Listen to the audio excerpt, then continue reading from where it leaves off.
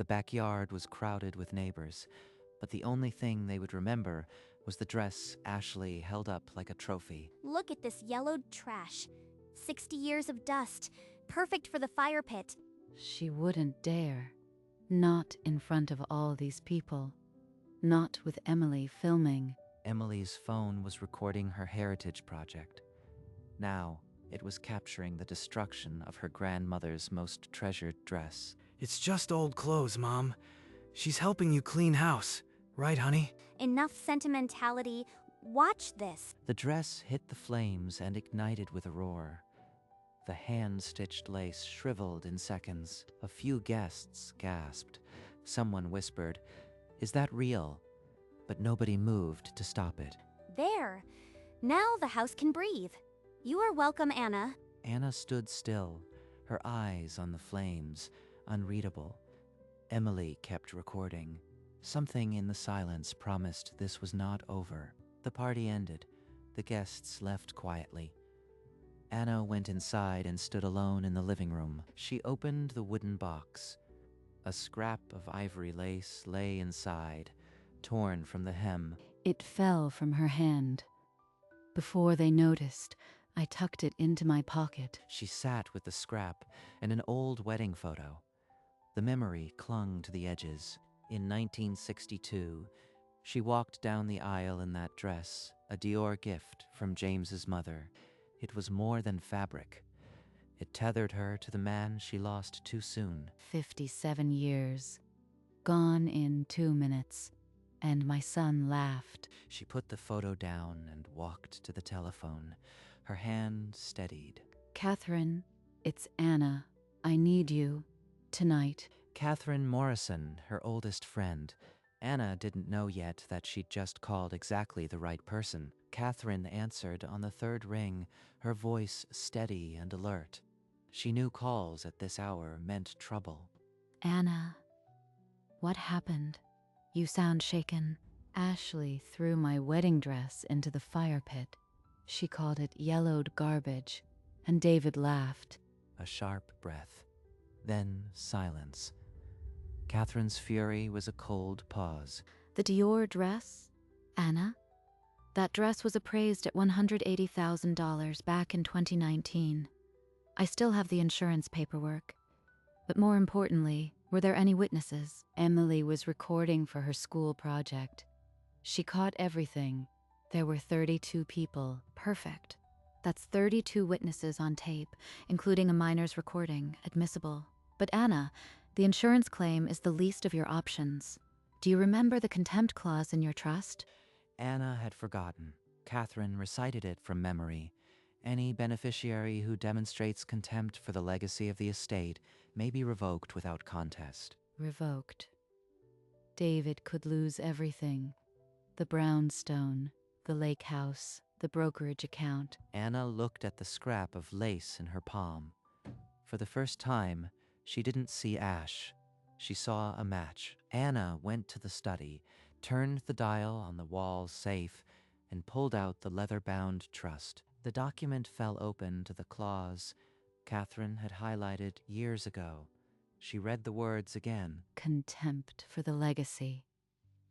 What they did in front of witnesses. It fits. I am about to take everything from my own son. The brownstone, the lake, the brokerage. Am I strong enough? She picked up the phone and dialed. Her voice did not shake. Catherine, it's Anna again. Come to the house at 9. I am ready to sign. I'll be there. Try to rest, Anna. Anna hung up. Rest felt impossible. She held the scrap of lace against the trust document, one reminder of what she'd lost, one promise of what she was about to do. That night, Anna did not sleep. She sat awake with the trust open on her knees, waiting for morning. The doorbell rang at 8:45. Anna opened it to Catherine, who held a leather briefcase and wore the face of a woman who had already won. Sit down, Anna. I've drafted the revocation. Once you sign, it's irrevocable. The trust clause will activate the moment David and Ashley hear you declare it. Every word on this page erases my son's future, but he erased my past. I will not shake. Anna took the pen and signed. The nib scratched like a closing door. Now call David. Say it's a family surprise. Let them walk in undefended. Don't mention me. David, can you and Ashley come over at 9? There's something I want to discuss. It's important. David agreed immediately. He thought she was finally going to give in. You are certain about this?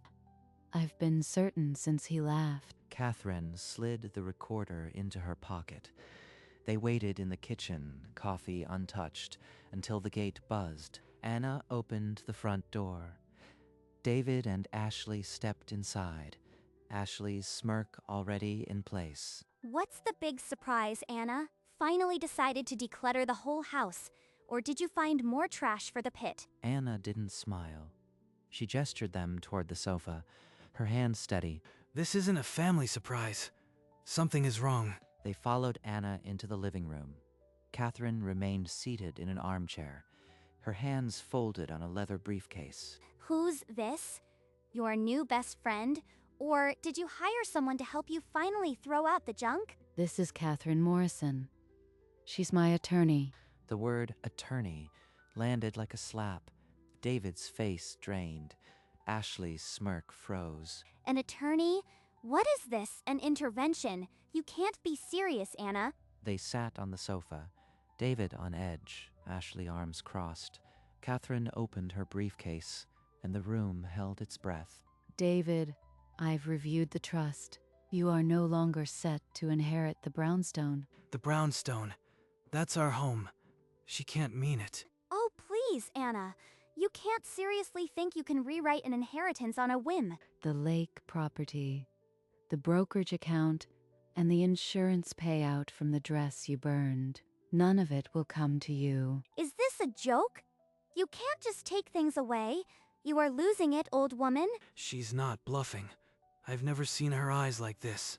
Anna's expression didn't alter. She waited, letting the silence fill the room. Laughing won't change the clause, Mrs. Reed.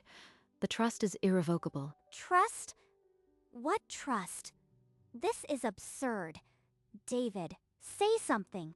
Catherine lifted a small black recorder from the briefcase and placed it on the coffee table. Ashley's laughter caught in her throat. Let me be precise, Mrs. Reed. The trust states, any beneficiary who demonstrates contempt for the legacy of the estate may be revoked without contest. Contempt for the legacy. What contempt? You are twisting words to fit some senile fantasy. Mom, what is she saying? This has to stop. Anna didn't answer. She only looked at the recorder, her jaw set. This isn't a fantasy. The evidence is in front of us. You can either listen quietly, or I'll read the clause again and then play the recording. Recording? What recording, please? No? You'll hear it soon, David. Catherine pressed a small silver button on the side. The recorder's red light blinked, and the room fell into a heavy silence. What is that? You recorded us? That's illegal. The recording began. The crackle of the fire, Ashley's mocking voice, David's laugh, all of it filled the silent room. The recorder played Ashley's voice, sharp and gleeful. It's yellowed garbage, perfect for the fire pit. Number, that's my voice. They have it all.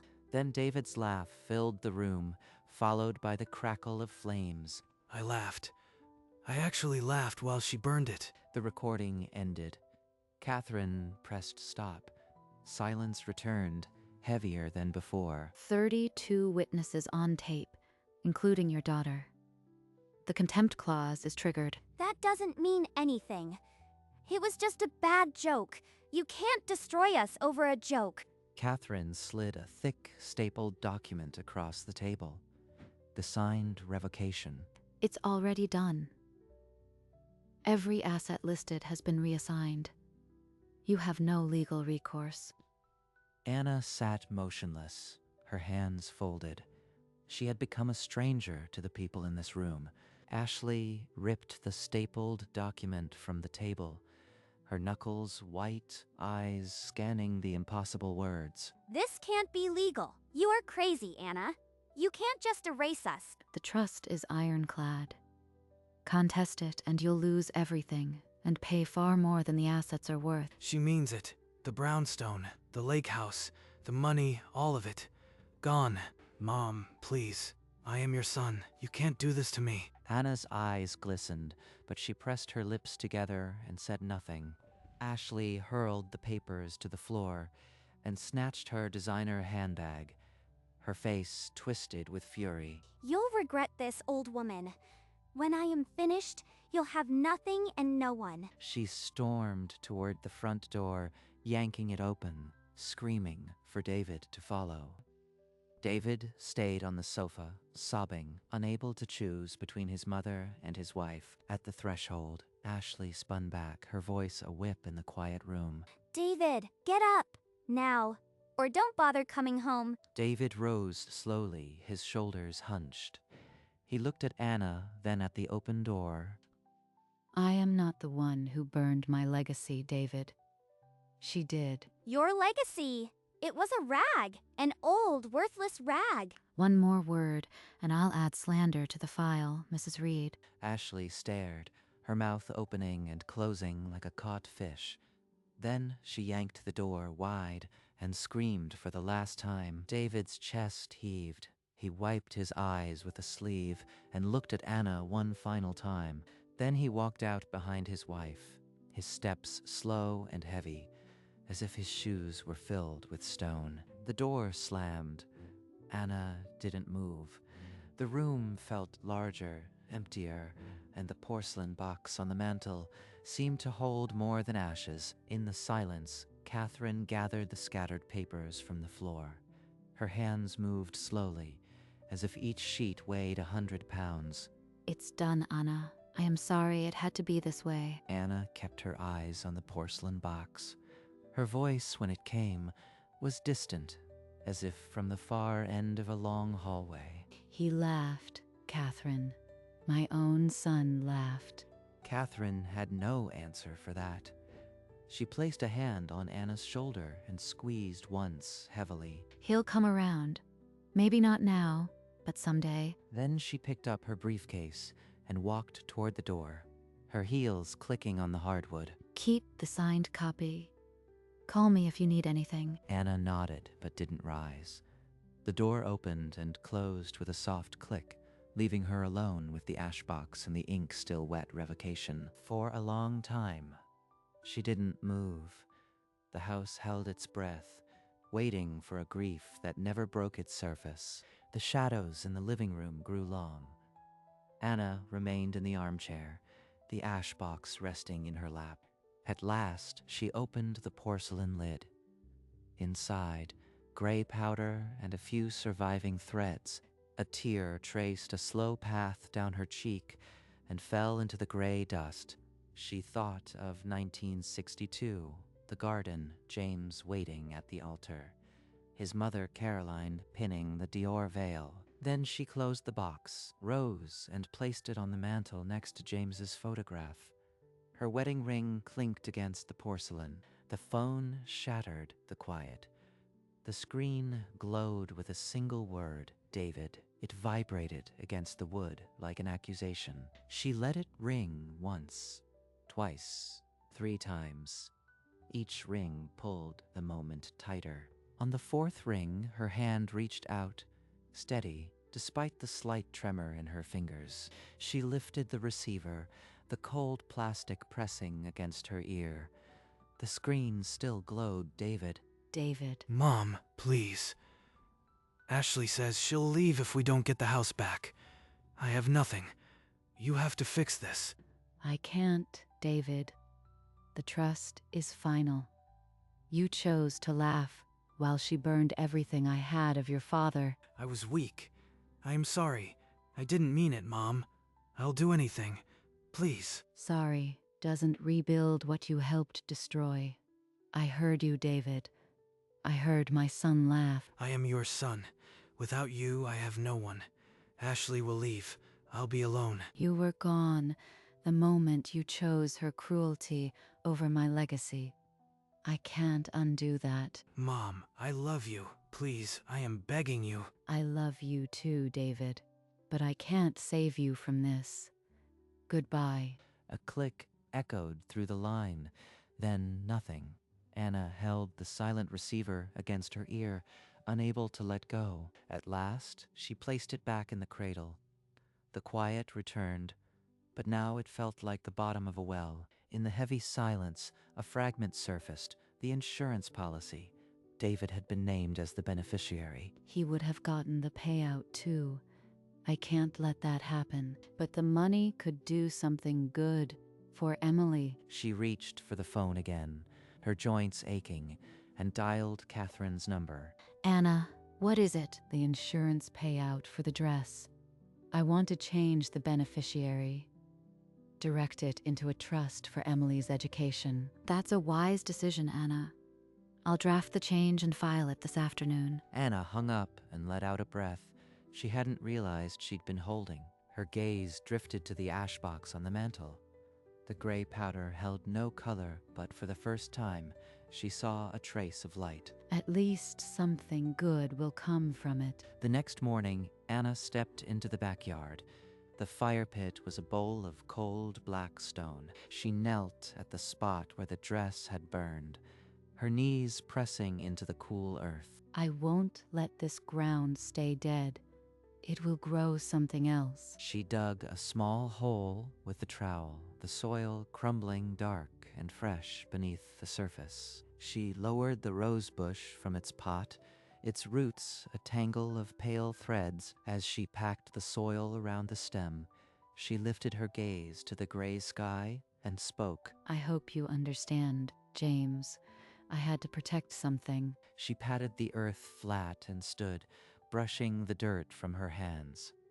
For a moment, she simply stood, letting the silence of the garden fill her. Then she turned and walked back inside.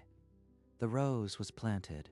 The rest was still unwritten. 2 days later, before first light, the doorbell cut through the dark house. Anna rose from her chair, pulled a robe around her shoulders, and opened the door to a man she barely recognized. Mom, she left.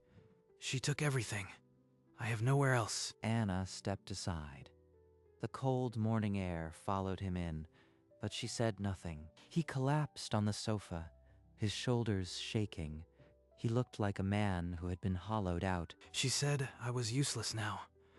That, without the inheritance, I wasn't worth anything. Anna sat beside him, not touching, just there. The weight of his words filled the room. I know, son. For a long time, neither spoke. The only sound was David's ragged breath, like a man who had been drowning and finally surfaced. Outside, the sky began to pale. Anna did not offer to fix it.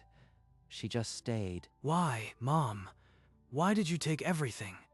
Was it only revenge? Anna rose and walked to the mantel. She pointed to the photograph of James, his smile frozen in silver halide. He saw what unchecked greed could do to a family. The clause wasn't punishment, David. It was protection, so you could never be used the way Ashley used you. She retrieved the leather-bound trust from the desk drawer and placed it in his trembling hands. David opened the document. His father's handwriting was sharp and certain, the contempt clause underlined in fading ink. He wasn't punishing me. He was shielding me from my own blindness. I am sorry, Mom. I didn't see it. I let her convince me. I know. The sun climbed above the rooftops, filling the room with warm light. Neither of them spoke. Anna touched his shoulder, a gentle weight, and left her hand there as the day began. An hour later, David stood by the front door, his shoulders held a fraction higher. I don't know what to do now, Mom. Start small. Get a job. Earn your way. The brownstone might still be there when you are ready, but not as an inheritance, as a choice. He gave a small nod, as if her words were the first solid ground he'd felt in days. Anna reached up, touched his cheek with the back of her fingers, and then let her hand fall. David stepped out into the mid-morning sun. The door did not close immediately. Anna watched from the window, her hand pressed against the glass as he walked down the path. He moved straighter now, less like a man running from something and more like a man walking toward whatever came next. She felt no victory, only a fierce, exhausted love that ached in her chest. David reached the gate, unlatched it, and without looking back, stepped onto the street and let it swing shut. A week later, the rosebush unfurled a single, deep pink bloom at the tip of a thorny stem. Anna found it early, the petals still holding morning dew, like a small, defiant flame. She filled the copper watering can and poured a slow circle around the roots. Something grew here, after all. Not the dress, but something. Afterwards, she settled onto the porch swing, the can resting beside her feet. She looked out over the garden, the sun warming the wood and her skin. Without meaning to, she began to hum a few bars of the melody from her wedding day. It still hurts, but the weight has shifted. The porcelain box still sat on the mantel, but it seemed lighter now, more like a relic than a wound. Anna closed her eyes and let the hum carry her until the evening breeze answered. On a Saturday afternoon, a familiar figure appeared on the garden path, backpack slung over one shoulder. Anna rose from the porch swing and waited, her silver hair stirring in the warm breeze. Grandma, I finished my heritage project. I wanted you to see it. Anna took a small velvet pouch from her pocket and pressed it into Emily's palm. For your project. There's a piece of the dress inside. It's all I have left. Emily opened the locket. A tiny fragment of ivory lace lay inside, no bigger than her fingernail. Grandma, I am sorry. I just kept filming. I didn't know what to do. You did nothing wrong. That recording helped me remember what matter is. Emily wrapped her arms around Anna, her shoulders trembling once before settling into the embrace. They did not speak of the burned dress or the father who had left. They just held on, two women saving what remained. By the time Emily left, the afternoon had softened into a long amber evening. Anna sat on the porch swing, the locket closed in her palm, still warm from the girl's hand. She looked toward the garden, where the rose bush now carried several buds, the first bloom still holding on. A faint smile crossed her face, something new and old at the same time. The camera began to pull back, the porch swing shrinking, the brownstone rising behind her. Warm light spilled from the kitchen window, and Anna's silhouette remained still, a small figure against the deepening sky. The garden breathed around her, the rosebush, the cleaned earth, the promise of more blooms to come. For a long moment, the world held its breath, and nothing needed to be said. Then the image slowly faded, the brownstone and the rose and the woman becoming one with the twilight, fade to black.